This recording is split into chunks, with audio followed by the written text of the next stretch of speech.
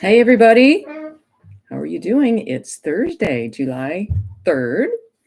We're having this Q&A a little early this week because I'm going to be driving on Saturday and unavailable to do my regular live stream.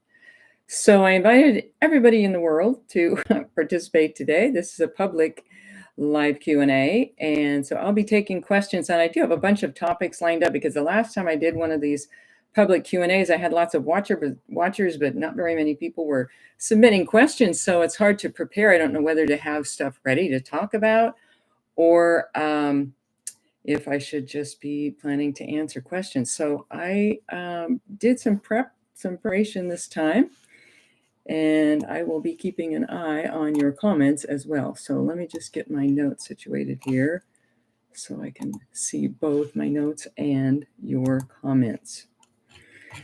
Okay, thanks for showing up, everybody. By the way, give me a thumbs up if you can see and hear me okay. I have had some issues in the past couple months, but video-wise, so I'm hoping those are all resolved. I'm assuming they are. And by the way, this hour-long live streamed Q&A is something that I do on a weekly basis for subscribers to the private RMF community. And some of the other benefits that they have are access to the website library, which includes hundreds of previous videos, just like this one, monthly one-on-one mini consultation sessions with me, and the 2,600-page life science course that was edited and compiled by T.C. Fry in the 1980s, and much more, including membership in the private Facebook group that I moderate personally. And the fee is very affordable, and it has not increased in 5 years. So I hope you will consider joining. See, I already have a question here. Mike 201564 says, okay, here, just found out about you. I'm looking forward to switch my pets to this form of feeding. Yeah, great. Do lots of reading of the website and viewing of videos and whatnot, and checking out the Facebook group. And I'm sure you'll find a resolution to whatever problem prompted you to look further into the food issue, because it definitely deserves looking into. And by the way, guys, I had a little housekeeping thing here. I had a little contest in the public group last week, and in order to enter, people had to submit a question.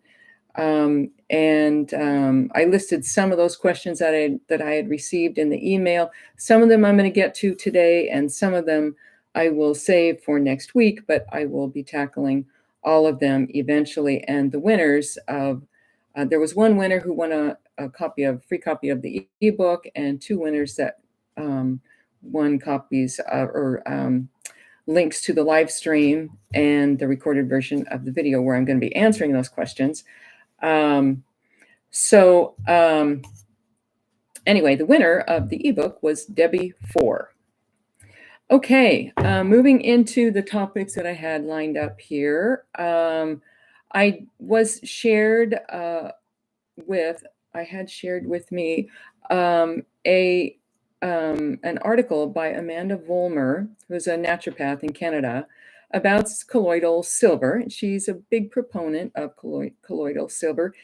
And her article is very long and seems to present a perfectly rational, cogent, well-crafted argument for using colloidal silver. And it's just not. It's none of it is legitimate, but it takes kind of a savvy, sage, natural hygiene inclined perspective to pick out the flaws in her argument. So I'll do a little bit of that next week in the live stream on the 12th.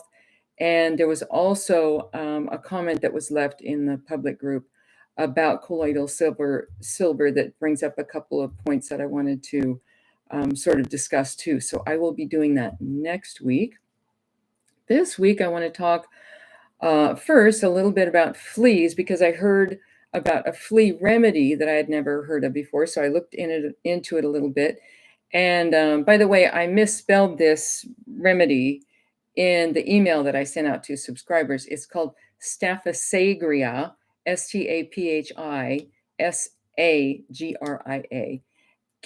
Staphysagria Q, and it's a homeopathic preparation. It's derived from a plant called the Staphysagria. And this plant has been known to contain very poisonous alkaloids, particularly in the seeds, like with most plants, the alkaloids or the poisons are in the seeds. This preparation, like all homeopathics, is extremely dilute.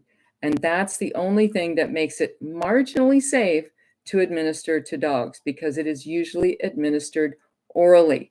And when I say marginally safe, this means it doesn't cause dogs to drop over dead instantly, but that doesn't mean it works either. And whether the toxicity is worth the benefit is another matter also. Now, these poisons in Staphysagria have been known to be neuromuscular blocking agents, which are effective in neutralizing fleas and lice and other bothersome parasites. On one hand, we of the natural hygiene persuasion realize that there is such a minuscule amount of the original plant or poison in homeopathic remedies that there is no harm in ingesting them or even in overdosing on them. These preparations, in fact, are so dilute that there is probably no point at which any negative effects would be felt attempting to overdose on them unless they are improperly labeled or manufactured, in which case you don't know what you're ingesting. However, as I mentioned, the fact that they do no additional harm isn't the only thing we have to consider. We also have to consider whether they work for whatever we're giving them to the dog for. The toxins in the original plant are known to be effective insecticides. That's what they are. But what we don't know is whether they can have any effect on fleas or lice in their extremely diluted form. And there's really no way to find out because there are no studies that have shown it to be useful for this purpose. And the problem with that, are using this as a reason to dismiss it, that no studies have been done, is that there are many useful, beneficial ideas and substances and therapies that are also ignored by researchers because there's no money to be made. Vets and others opposed to raw feeding, for example, use the lack of studies to claim there's no benefit to raw feeding. The difference basically comes down to what we can know by watching nature and collecting information from others who have used the protocol or the substance in question. And in the case of raw feeding, it's not only supported by what we can observe still in wild dogs, but there are also now millions of raw feeders who have successfully raised dogs on raw food. With homeopathics, we have no such support from watching nature or wild dog observations. And the anecdotal accounts we consider valuable in other instances, like raw feeding, are of little use in this case because people who are tackling issues like fleas with Staphysagria are not generally doing everything they can to solve the underlying problem truly naturally, such as optimizing the diet. So maybe we're better off dismissing those anecdotes. But you might ask, what about people who have optimized their dog's diet and still have issues with fleas? We very often in the public group and even in the private group have people saying, yeah, I've changed my dog's diet a couple months ago and we're still having a flea problem. We've seen it happen a lot. And I'm not convinced that there still isn't an issue with the terrain. But if a dog owner has done everything short of killing the fleas, including optimizing the diet, the question becomes, is Staphysagria more or less harmful than other methods of eradicating fleas? That's really the operative question. There's probably no effective way to eradicate fleas that is completely harmless. Even diatomaceous earth, which is the most common natural remedy that we see recommended all the time, it's hazardous though to the lungs of dogs and humans. The thing is, it's only used topically. So I think topical methods like working on the environment, washing the bedding, vacuuming, all that, those sorts of things, I think should be favored over anything that is administered orally, no matter how dilute it is. Now, having said all that, The person whose testimonial I was reading had used the product on her dogs topically. She just added it to water and sprayed it on her dogs topically. And she said that it had worked when nothing else had. So in light of that, my advice to RMFers would be to try Staphysagria if the other measures that also need to be done to control fleas are done, like managing them in the environment and optimizing the diet, et cetera, et cetera. Let's see, I have a question here. I have a question from Truth Prevails. My 11-month-old Havanese is still underweight, rotating meat 2 days per, I assume that's 2 days per week. Afterwards, her digestion gets sluggish, and so does she. Then fruit next day, or 2 days in a row, melon, fruit, sweet potato, quinoa.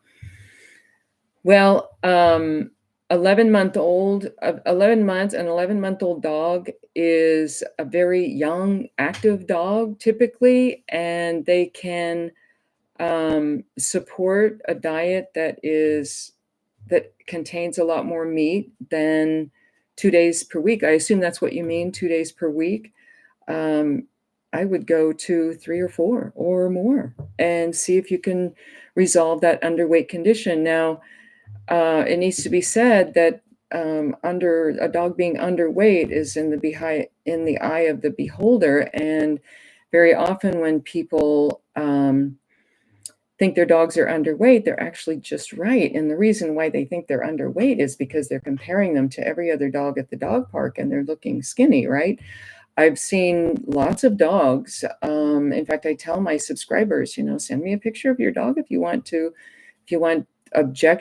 objective assessment of, whether they should put more weight on or not. And I've had lots of people do that. And most of the time when they do, it's because the dog is what I would regard to be a perfect weight. There are instances where the dog truly does need to put on more weight. And, an 11-month-old Havanese is going to be a very active dog. Havanese can be a little bit like a couch potato, at least the ones that I've had experiences with. So maybe not as active as other, like an 11-month-old border collie or anything, but still an 11-month-old dog is going to be active enough to be burning and efficient enough to be burning, not only burning the extra fuel, but getting rid of the indigestible waste that eating produces. Raw feeding for persnickety dog. Claudia Garner wants to know about raw feeding for persnickety dog. Well, I think the best advice I would give you is to read the book, because RMF, or rotational monofeeding, really solves that problem. Finickiness in a dog really doesn't have anything to do. It's not a personality quirk. It's not something that, the dog's not being stubborn. It's not being, maybe there is a bit, an aspect of addiction in there where they get addicted to the old food and that's really what they want to keep eating. But still, when you start rotating different foods in, when you start adding fasting days into the rotation, that finickiness just tends to go away. So I would highly recommend, and it sounds a little self-serving, I know, but read the book. I wouldn't have written it if I didn't think it had lots of really valuable information in it that isn't being shared anywhere else. I mean, I'm not into writing books about things and making points that other people make at the same time. When I wrote my book 20 years ago, nobody was saying the things that I'm saying, and I saw that deficit out there in the information stream, and that's why I put pen to paper, so to speak. Okay, Truth Prevails has another question. Then meat, CGH. Beef heart, together liver, made her sick. She got chronic diarrhea after 6-month rabies jab, so hasn't had proper nutrition until starting RMF 2 months ago. Well, she might have a bit of an malabsorption issue, just not being able to take or convert the food that she's getting into fuel. But that's a temporary situation in a dog that is, especially 11 months old, I mean, she's going to be healing really fast. 2 months might not be quite enough time for her to have healed. I don't know what CGH is. RMF does sell picky dogs. Yeah, I'm looking ahead. Tried 4 days of meat and she can't handle it. Well, you might want to try. I don't know what you mean by can't handle it. I guess that might mean either she throws up or she gets very lethargic. So depending on what happens when you try meat, Cornish game hen. Gosh, I've never seen that. Depending on what happens when you feed meat, she might need a little more fasting. And, you know, if you're a subscriber, you can always send me a picture of your dog and I will tell you, hey, this dog really needs more food. But most likely, if she can't handle the food that puts weight on dogs, then she's probably not dangerously underweight. I mean, that's a very... dangerously underweight is going to be emaciated, and it's very likely that she's not emaciated. So,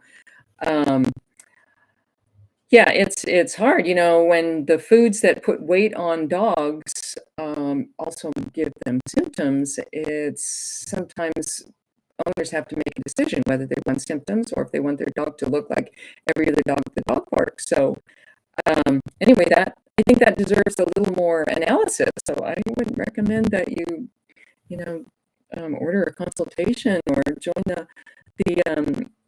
the subscription group so we can get you in on a mini consultation. The next one will be on July 26th. So yeah, you could try a couple of other things between now and then. And if you are already in the subscription group, you can sign up for that mini consultation session that is going to happen. Okay, Claudia, well, if you read the book and you still have a finicky dog, I would say we need to look more closely at what you're trying to feed, what you're feeding the dog, what the dog is used to eating, and do a little tweaking there because I don't have really enough information. Oh, she says, I have adopted a 4-year-old Yorkie Terrier mix from the shelter. She does not eat anything but ground beef. I am concerned about how to get bones, vegetables, organ meat, and bones into her. Well, there is a section in the book about how to get dogs eating who are reluctant to eat various foods. And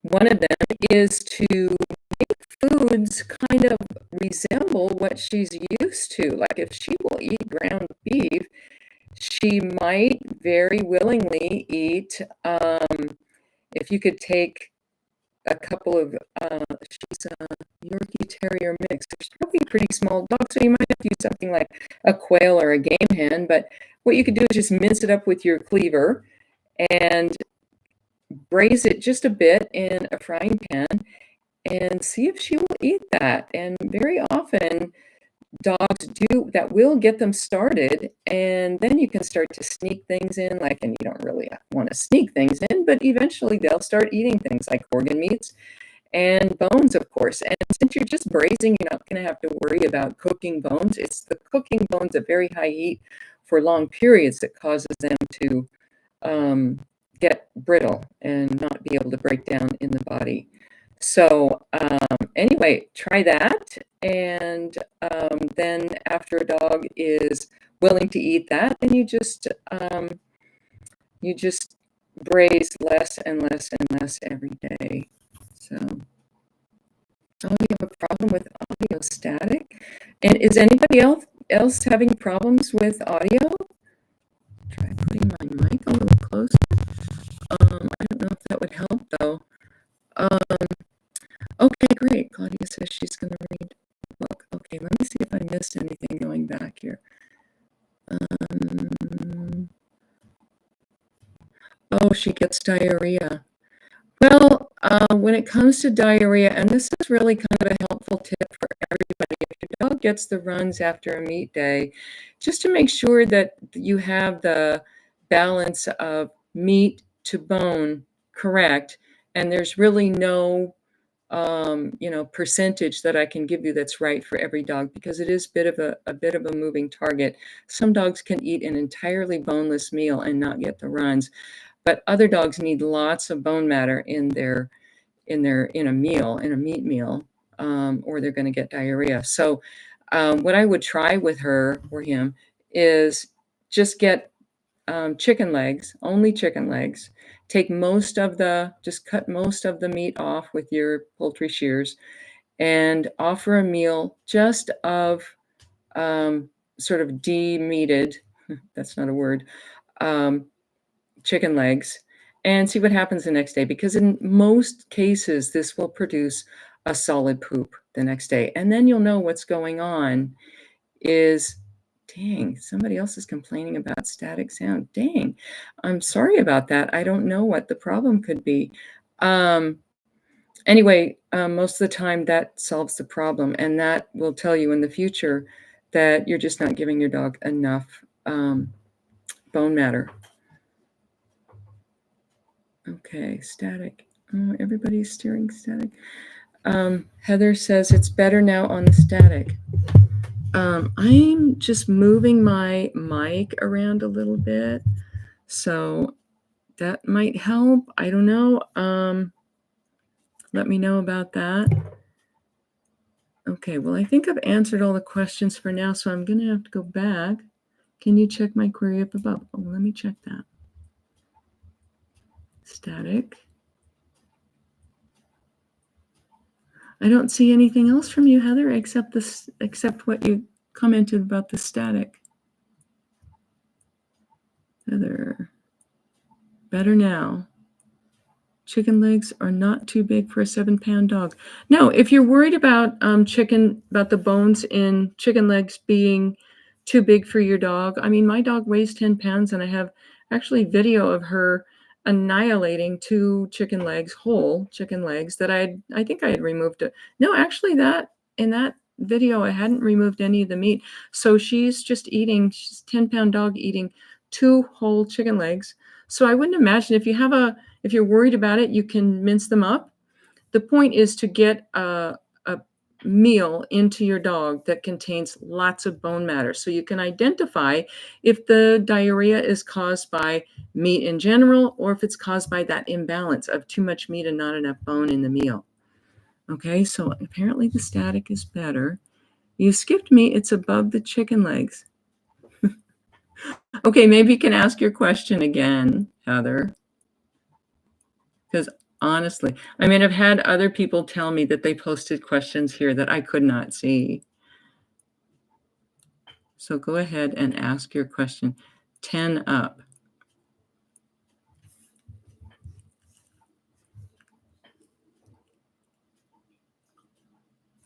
No, I'm just not seeing anything that relates to dogs. Cool. Was wondering how to get more bone matter. Thank you. Okay, Heather, if you could, ask your question about quail, GMO corn, and soyfield quail. No, there's nothing. I've looked through every single comment here. There's nothing about that. Okay, I'm not sure what you want to know.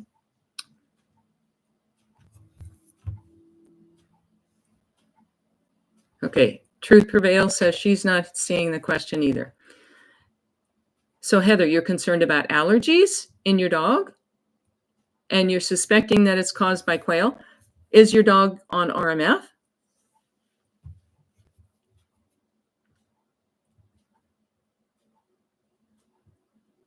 Yes. And have you educated yourself about what allergies really are and what to expect, and when you switch your dog and what's going on, what allergies are really just about waste coming through the skin, and that's always the case, whether a dog's on RMF or not. Allergies are wastes coming through the skin, and when you stop putting more waste in and the dog is getting foods that are cleanly digested and more waste is not being produced in the body, then the residues of those foods that the dog was fed before will begin coming out through the skin sometimes. I mean, it doesn't always happen, and that's why people say detox can cause these symptoms to continue even after you have optimized your dog's diet. So I don't know. I guess you have a theory about this being related to GMO and corn and soy fed to quail. There's nothing we can do about that. If you would like to raise quail yourself in your backyard, you're welcome to do that. You can feed them their natural diet. But quail, in my experience, is just about the best thing that we can get on the commercial market. And even quail is difficult to get sometimes. And there are lots of other foods that you can feed also that are fairly clean. We can't hold ourselves to such high standards that we're going to insist that the meats that we feed our dogs are fed a perfect diet. That's just not going to happen unless you want to raise the animals yourself. And I'm all about getting more people feeding their dogs properly, right? I'm not going to insist that people raise animals in their backyards. I'm going to, maybe I need to get closer to the mic here. I'm going to tell people what they can buy in their grocery stores. So usually, in the vast majority of cases, that's enough to get dogs well. Okay, so that's the bottom line there. I'd like to confirm, having should be only fed organ meat about twice a month per your book. Oh, no, I don't think it does. I don't think I said anything about, I don't make any recommendations for breeds, first of all. So maybe you're getting my book mixed up with somebody else's. I don't know. She got sick on a small amount of liver. I'm not sure what you mean by sick. Did you mean diarrhea? Because that might be connected to, the imbalance of meat to bone, if it was diarrhea. Okay, so you guys are having audio. I'm having audio issues again. So sorry about that. Okay, well, yes, I don't know what yes means. Voice is choppy. Well, I have my mic really close to my mouth here, about as close as I can get it. Does that help you guys when I'm like really close to the mic? Audio choppy. Oh, I don't know how to. It doesn't help. Oh, dang. You know what? I have my mic here, but geez, I wouldn't even know how to get this thing going midstream. So we'll just have to trudge on and deal with it. If there was some way that I could fix it, I'm good now. Okay. All right. Well, okay, guys, do you have any more questions? Because I had a bunch of topics lined up that I was going to talk about. So I will go ahead and talk about those. And you guys just go ahead and get your questions in the queue if you have them. So a question came in from the private group. She says, I just got the chance to watch the Q&A. Great info. Thank you. But it led to another question. I wash my dog's bowl after every meal because raw meat and slobber both gross me out. And even on plant days, I don't want the residue sitting and attracting bugs. Since germs and bacteria are at the root of issues, how often are not at the root of issues? How often do other people clean their pets' food bowls? I suppose I could take that a step further and ask if natural, okay, I'll get close to Mike, and ask if natural hygiene people even worry about cleaning in general. Just curious where the balance is. Okay, that's the end of the question. Well, I don't think anybody's wrong to be grossed out by dog drool because dog saliva is, I think, inherently repulsive to humans because it is extremely viscous. And when I say viscous, I mean it is designed to lubricate food and help carry it along the food tube to the stomach. So it's much thicker and slimier. It's a lubricant. Personally, when I let my dog eat out of any of the bowls that I use for my own purposes, I do rinse them well with warm water. But otherwise, I hardly ever have a reason to wash my dog's bowl that I have dedicated for the purpose of feeding her. She licks it clean after her meals, and I just put it away in its storage place on top of the fridge. And I don't find that it attracts bugs at all, if you mean visible insects. I think this is going to be highly like situational, because if you feed sticky foods like yams and quinoa, or if your dog leaves particles of food behind, mine doesn't do that. You may opt to rinse it out every time that he eats. My cat does leave particles of food in the bowl after his avocado meals, so I do have to wash his bowl pretty regularly. Now, I think your other question is intriguing, because I really don't know what other realists, and when I say realists, I mean disease causation realists like myself, do with regard to cleaning. I suspect that some of them may just continue to habitually engage in the same cleaning rituals that germ phobes do, especially if they live with germ phobes. For myself, I don't generally use soap or cleansers on anything unless there's visible dirt. And even then, I typically just use water. I think once you realize the true nature of microorganisms, it becomes very simple, kind of like how a little kid would see it if you could imagine a child knowing nothing about microscopic organisms. They would just see the dirt and clean it, and if they didn't see the dirt, they wouldn't feel the need to clean it. That's why children don't understand the importance that adults are always attaching to hand washing, especially when there's no visible dirt on their hands. Children, if they're young enough, have not yet been taught to imagine that there's something there that could harm them. That's where the brainwashing has to come in. Before the advent of the germ theory, in very recent human history, like it's only been a couple hundred years that we've had these ideas in our heads, people didn't imagine that there were microscopic life forms that could harm them. So they didn't fight them. They didn't have the means. They didn't have the means anyway. They had to carry their water, right? People in the past blamed disease on other things that we now understand can't harm us and don't cause disease, like ghosts and spirits. Hopefully, in the future, germs will be added to that list of things that we don't need to fear. Okay, so I hope the audio stays good, because I have a long topic coming up here. This also came from the private group. The question is, I'm struggling with boundaries between germ theory and terrain theory. For example, when it comes to parasites. From my understanding, we all have parasites, but they will not thrive in an environment not suited to them. If we are eating our species-specific diet and dogs are eating theirs, there is no need for concern over parasites.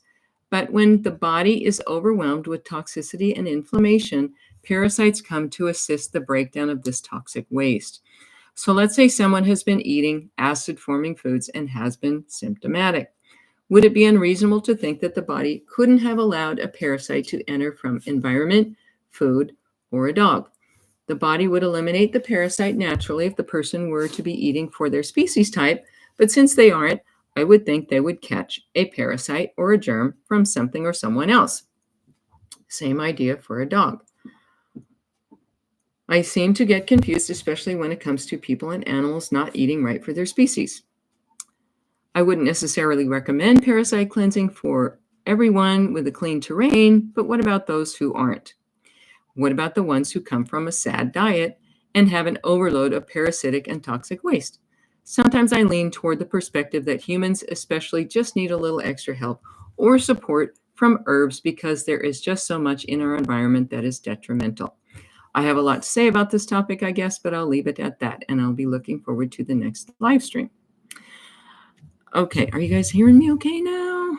I'm staying as close as I can to this mic here. It's a standalone mic. Okay, so that was the question. Lots of stuff to talk about there, and I have a lot written here. And this is a great question, and I think a lot of people think this way. And with this kind of rationale, people can sort of permanently stay on the fence between medicine and the truth about contagion, right? They never have to fully commit themselves to the falseness of the theory of contagion with this way of thinking. And that's because this explanation really isn't very far from what is promoted by medicine when they say that a person's susceptibility is the key factor. So it's your susceptibility that allows this invading germ or whatever to take advantage of you. And so-called holistic practitioners love this kind of thinking, and most of them adopt this kind of thinking themselves because it keeps them in business. It allows them to sell products and services. But unless you're a practitioner or a product seller or in some other way benefit from keeping people from recognizing their power, you're only going to prevent your own ability to exercise all your power and control over your own health with this kind of thinking. So let's just take some of these ideas apart and explain how they're mistaken. Now, the first thing that she said is absolutely true. Parasites can't survive in an environment that's not suited to them. And if your internal environment is clean, you needn't worry about parasites. Unquote. That's a paraphrase, but that's roughly what she said. And this is absolutely correct. But the implication is that if you don't have a clean terrain, you should worry about parasites. Well, the truth is, if you don't have a clean terrain, parasites are the least of your worries. In fact, if you don't have a clean terrain, you'd better hope you have parasites because you're going to need help getting rid of all the garbage you have in your body. Killing parasites, as almost everyone who is diagnosed with a parasite infestation does, is going to leave you with a whole lot of sewage and no cleanup crew. When this accumulated sewage from the past, plus the poisons you took to be rid of your parasites, plus the new sewage that comes in every day because you haven't figured out what mistakes you're making with your diet, when all of that piles up far enough, you're going to get sick. And nobody, including medical practitioners, is ever going to connect it to your diet, how you managed that recent parasite problem you had, or anything else that truly caused it. So here's the next part that I'm going to sort of critically analyze. She says, quote, would it be unreasonable to think that the body couldn't have allowed a parasite to enter from the environment, food, or a dog?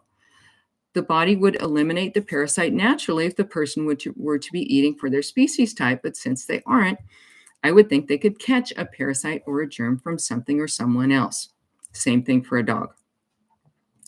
Okay, and she does mention catching a virus or a parasite. So she's including all so-called pathogens here.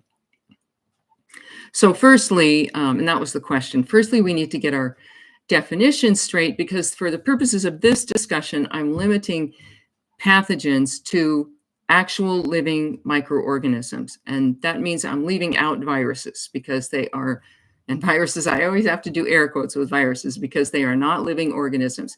If they exist at all, remember, nobody's ever seen one. So we don't even know if they truly exist.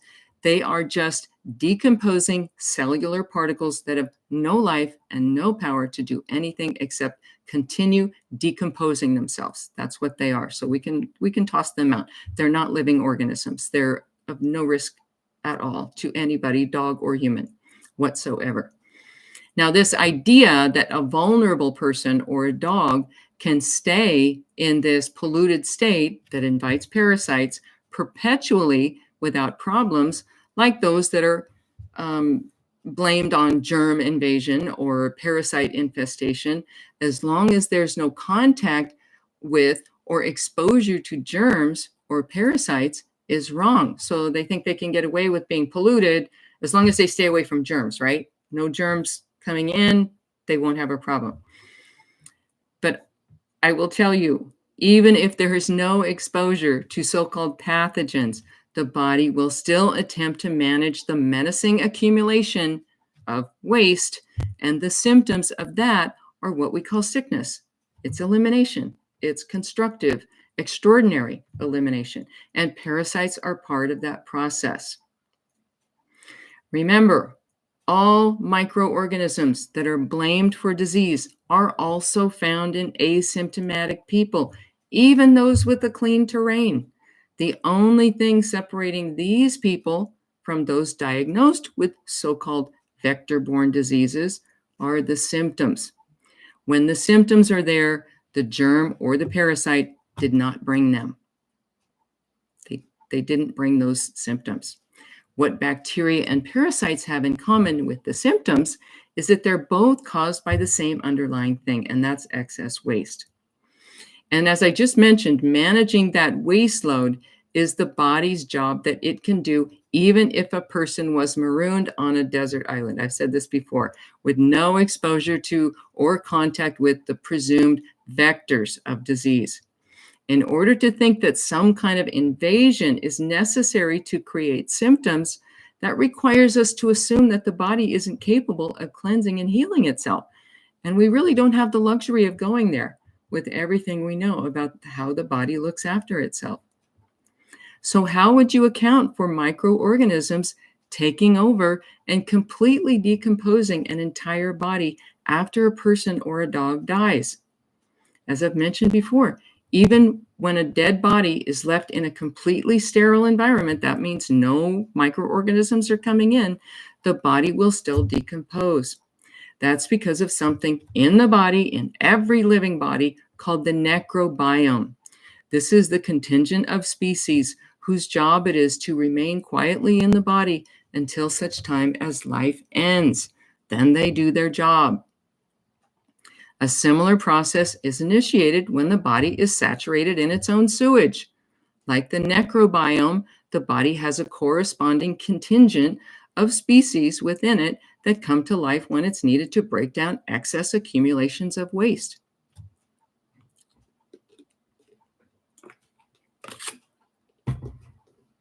Okay, going on. Just checking the comments here. It's true that parasites can't live where their food supply doesn't exist, for sure. If you eat a food that is inhabited by the eggs or other larval forms of parasites, that doesn't automatically mean that that parasite is going to take up residence in your body, whether you're polluted or not. If your internal terrain is dirty, you can bet it's already being cleaned up by the appropriate crew that your body has already put to work. It's the need for a cleanup crew that people should be worried about, not being exposed to so-called pathogens and parasites. Now, another point that needs to be made here that I will reiterate when I talk about flukes, and that is if you choose to eat foods that are commonly inhabited by parasites, you're more likely to have an accumulation of the indigestible waste that those foods produce in the body, and this increases your likelihood of being infested with that particular parasite, because obviously that food is its food. That waste is its food. So this is where your power comes in. You control what goes into your mouth and what your dogs eat. Literally nothing depends on exposure. People who are polluted have no more to fear from so-called pathogens and parasites flying around than anyone else. They have a lot to worry about, but pathogens and parasites aren't on the list. And now I need to mention, as I mentioned in the book, that there may be, and this is only speculative on my part, nobody really knows in this situation I'm going to talk about, but there may be some severe cases of infestation where the parasites have become so populous that some kind of minimally harmful intervention would be warranted. Like, for example, in circumstances where an animal is going to be living with humans who find obvious or visual parasite infestation extremely repulsive. I'm thinking of, like, I've seen photos of wild animals like wild foxes who are completely covered with ticks. If a fox was going to be rescued who was in that kind of situation, it might be a good idea to remove the ticks. Yes, it might be a good idea to even kill the ticks. I don't know. So I'm not prepared to say that there's no possibility of exceptions here. Like I said, I'm just thinking of the wild animals that we've seen living very close to human habitation and living off of human refuse, and they become so infested. And it's not because of the parasite. The parasite only chose to jump on that animal because it had a lot of waste in its system, right, that fed the parasite. And the reason for that is because the animal is living close to human habitation and eating junk. I mean, yeah, if you see a fox that is covered with ticks, very likely that fox has been fed by humans every day. The fox is eating cat food and Oreos, being fed to them by humans. Why wouldn't they be in a situation like that? But the thing is, we'll never know for sure if those extreme situations would respond to simple removal of cause fast enough to spare the life of the animal, because the rescuers, everybody in the world, won't even wonder if intervention is necessary in that kind of situation. They'll just do it. They'll just kill the so-called parasites. They do it routinely. I mean, vets recommend routine worming for dogs, right? Even before they know that the dog has worms. And if the animal in question dies anyway, the parasite will be falsely implicated. But even if those kind of situations exist, theoretically, all that would be necessary would be to immediately remove whatever caused the situation to occur, which is always going to be what the animal was eating. That's the only source for internal waste.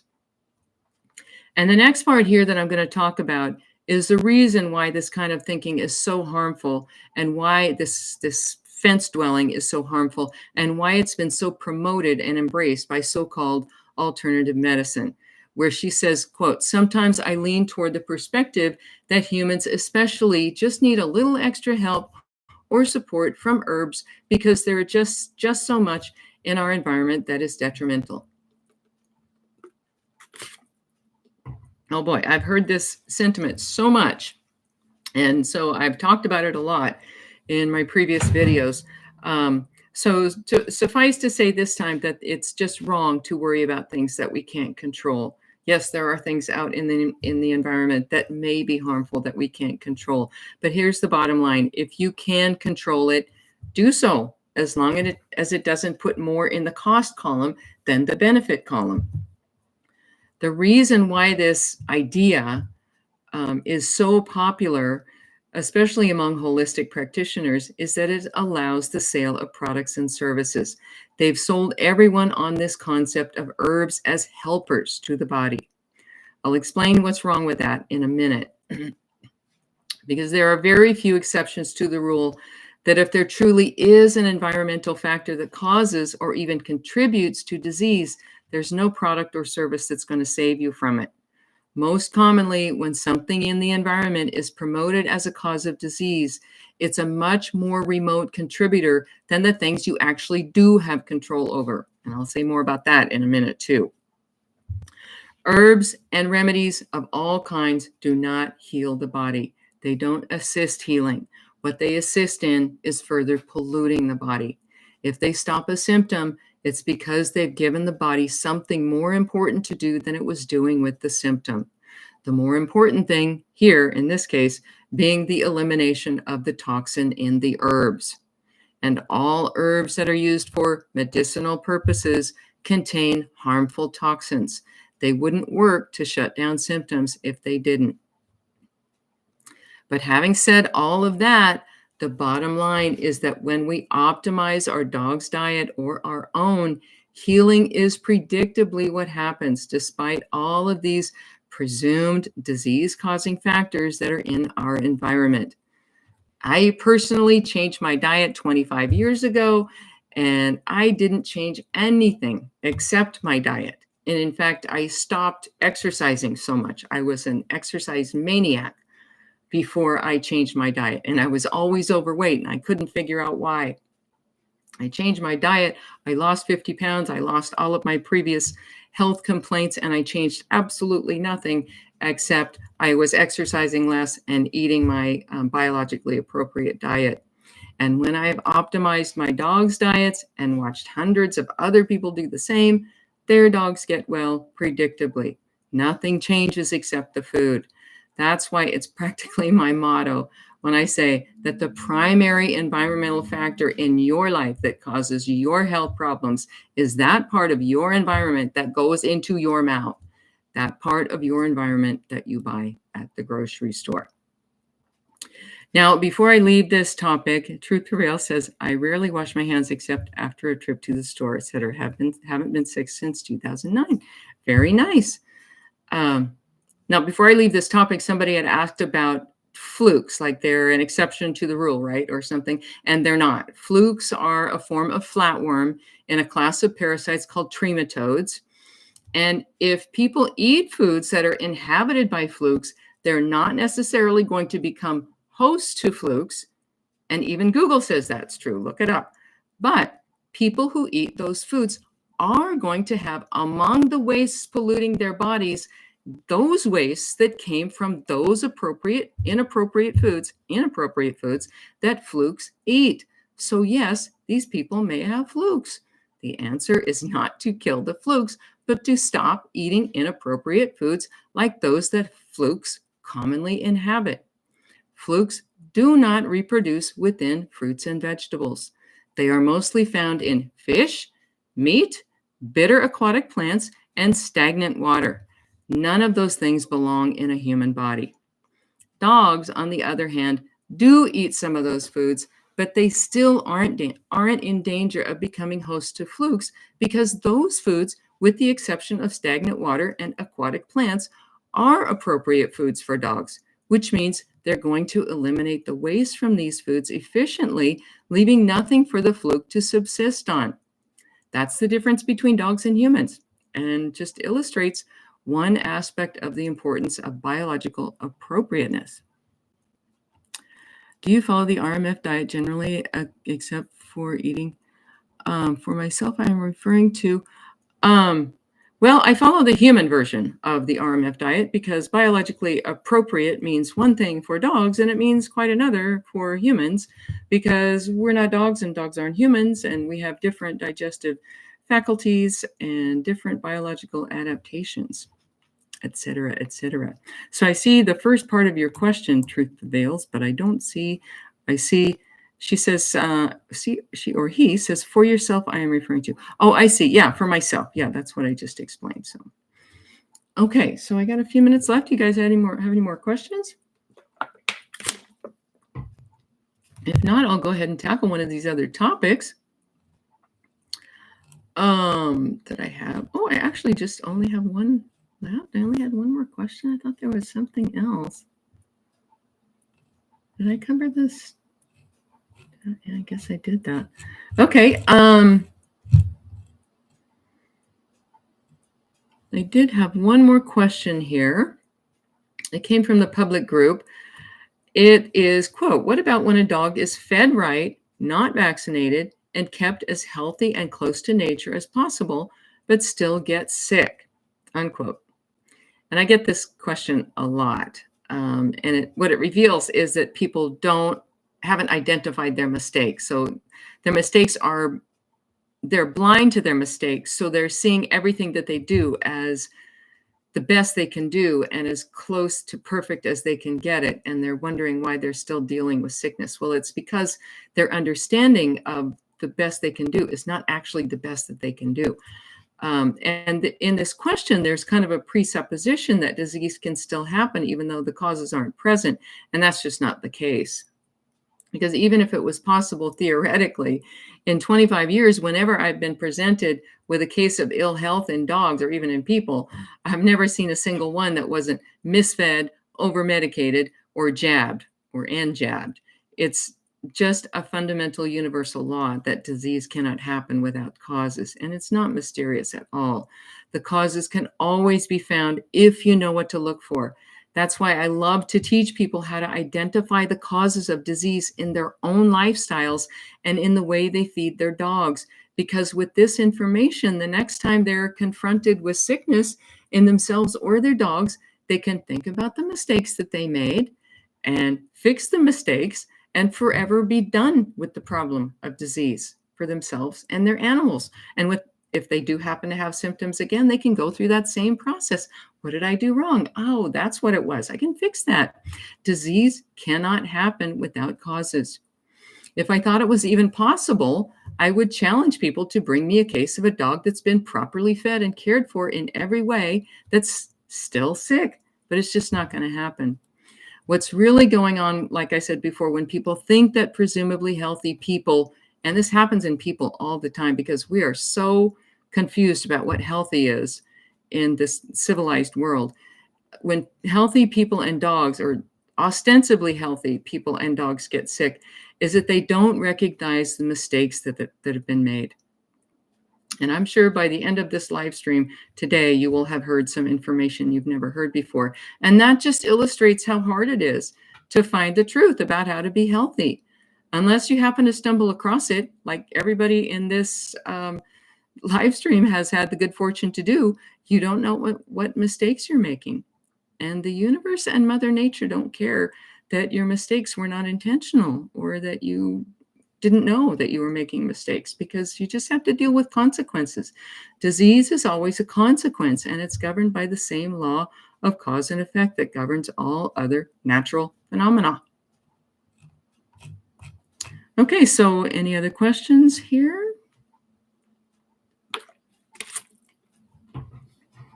I'm on carnivore, that's why I'm asking, and I'm not. I don't know what that means. Yeah, I have. I've talked a little bit in my live streams before about biological appropriateness and how this varies between species, and how RMF would look different in humans than it does in dogs, and that would not include being carnivorous, because humans are not carnivorous. So unless you guys have any other questions, I will leave you with that thought. And if you would care to join Truth Prevails, you can look through my the old videos where I offer more explanation about that, and talked about that a lot, probably more than people want to hear, because it's a topic that's near and dear to my heart. So anyway, well, if you guys don't have any other questions, I'll be signing off here. Be sure to check out the website, and I do have lots of public videos also on YouTube, on my YouTube channel, which is under my name, Nora Lenz.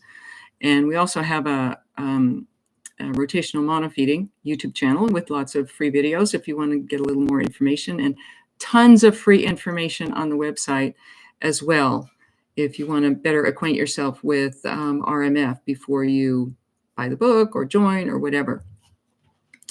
Okay, so if you are already a member or a subscriber to the group, feel free to get your questions posted on the group or emailed to me.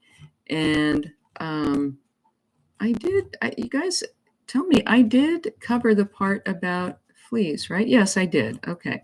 I was afraid that I had skipped that part, because I had a couple people asking about fleas.